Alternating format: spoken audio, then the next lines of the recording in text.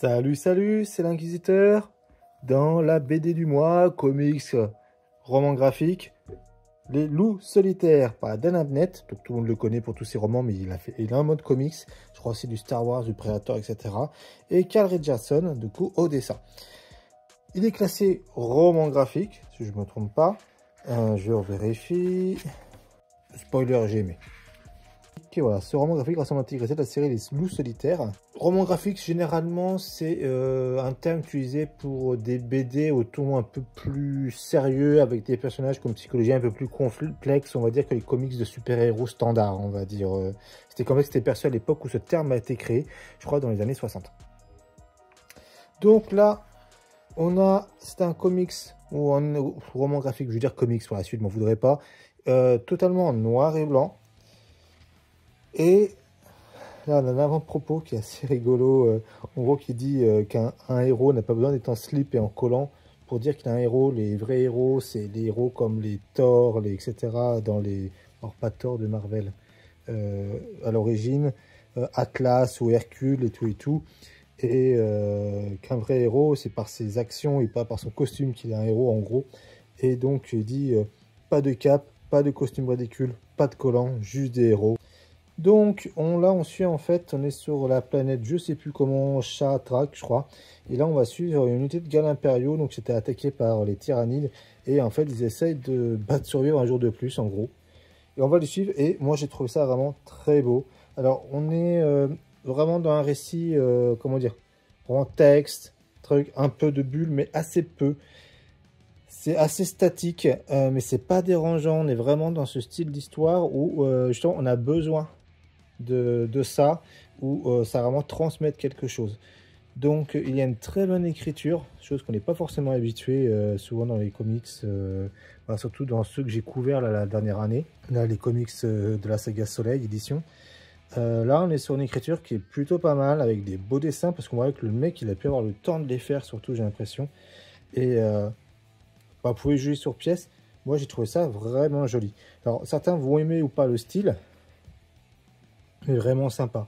Et on a une construction, voilà, ils font leur dernier carré. Ils ont plus rien à bouffer et tout. Bim, les batteries ont lâché. Tac, tac, tac. Des Space Wolves se pointent. Ils disent, bah, il y a des Space Wolves, comment ça se fait qu'il y a des Space Wolves? Et en gros, ils pensaient tous crever. Et ils se disent, bah merde, en fait, il y a peut-être un espoir. On va essayer de les retrouver. Donc là, on voit qu'ils ont plutôt même la batterie de son BTA, là, il a lâché. Donc maintenant, il va écrire à la main. Voilà, vraiment des illustrations que je kiffe. Alors ça, c'était une, comment dire, vous voyez, c'est quoi, de Warhammer 40 de 53, donc ça date.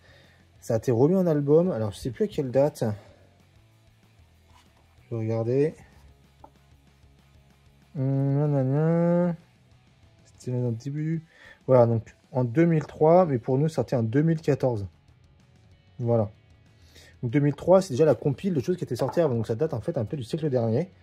Et vraiment ça vaut le coup. Moi je vous conseille vraiment de vous la procurer. Alors pas non plus à 80 € le truc. À l'époque, combien ça avait coûté ça? C'était 15 balles à l'époque. Moi je crois que je l'ai acheté je l'ai acheté 25. Bon, en gros si vous le trouvez autour de 30, c'est bien. Encore perso je trouve. Si vraiment vous voulez à tout prix l'avoir, je pense pas qu'il faut aller dans le tout prix justement. Mais vous pouvez monter jusqu'à 40 si vraiment... elle est bien, mais c'est pas non plus la transcendance ultime. Hein. Donc je pense qu'une trentaine d'euros, ouais, ça le vaut. Donc là, en fait, ils trouvent là-dedans, bien sûr, il y a des gens qui ont des engelures, etc. Ils ont trouvé des silos à grains, tout ça. Alors, il y aura du spoiler, c'est une BD qui date du siècle dernier. Vous ne pouvez pas m'en voir si je spoil là-dedans. Hein, pour moi, c'est normal, quand un truc date d'il y a plus de 20 ans, ça va spoiler. Et ou du moins plus de 10 ans si on prend l'édition française. Donc voilà, et en fait, il y a un taré qui semblerait bouffer les cadavres. Alors, je vous dis pas tout, mais du coup, ils vont le traquer. Et on est dans un truc sympa avec un petit côté... c'est pas eu non plus un huis clos, hein. On est vraiment dans ce côté un peu glauque, assez refermé. On est vraiment sur une ambiance vraiment sympa. Et en fait, là, deuxième contact avec les Space Wolves. Et du coup, ils vont les retrouver. Alors, les Space Wolves... Je trouve limite ils ont plus de classe avant qu'on les trouve. Mais après ils sont sympas parce qu'en fait, comment dire, ils vont essayer de développer leur psychologie avec, déjà là on voit ils parlent dans leur langue. donc typiquement une langue qui fait plutôt slave, nordique. Alors, l'action, le mouvement n'est pas le point fort de cette BD, et ça reste quand même très agréable. On voit qu'ils ont une notion d'honneur, ils ont des notions de on lâche jamais rien. En fait, le truc pourquoi ils sont encore là, que tout le monde est parti, c'est qu'en gros, ils disent tant qu'on peut en gros faire du mal, tant qu'on peut faire quelque chose, on reste, et quand on peut vraiment plus rien faire, on s'en va. C'est-à-dire qu'on ne lâche rien avant que tout soit perdu. Et quand tout est perdu, on s'en va. Et donc là, dans l'assaut, il y en a un qui va se faire blesser. Et celui-ci, justement, va essayer de partir avec honneur à la fin de la BD. Bon, voilà, vous avez compris. Je vous gâche pas tout. Voilà, donc ils partent. Et là, on a un dernier chapitre. Là, voilà, à la fin, vous verrez, du coup. Et on a un dernier chapitre, en fait. Ce genre d'image, c'est vraiment magnifique. Hein, j'adore. Donc, on voit aussi que les Spellsoft sont plus humains dans leur relation. La plupart des Space Marines, ils communiquent assez facilement du moment que les gardes impériaux font preuve de courage et d'honneur. Ils communiquent assez facilement. Ils écoutent même ce qu'ils ont à dire. Et voilà, ils sont vraiment d'égal à égal tant qu'ils trouvent que tu le mérites, en fait. C'est ça. De guerrier à guerrier, en fait. Et là, on est sur un dernier chapitre, en fait, dernière partie. On va avoir des orques. Donc je pense que ça peut s'arrêter au moment où ils quittent la planète. Ça, c'est pas beau, ça. Mais bon, je pense que c'était pour montrer un autre ennemi avec une ambiance aussi style vaisseau. Donc c'est très noir, hein, tout ça, hein, de toute manière, dans une planète gelée, souvent, etc. C'est vraiment sympa. Mais je trouve que d'un point de vue histoire, c'est un peu superflu. On aurait pu s'arrêter avant. Mais ça fait comme des très belles planches. J'adore cette planche. Et j'aurais bien aimé, voilà. Comment dire, je trouve que ça peut s'arrêter avant. J'aurais limite, en fait, que ça s'arrête avant, mais en même temps, j'aurais bien en voir plus. C'est paradoxal.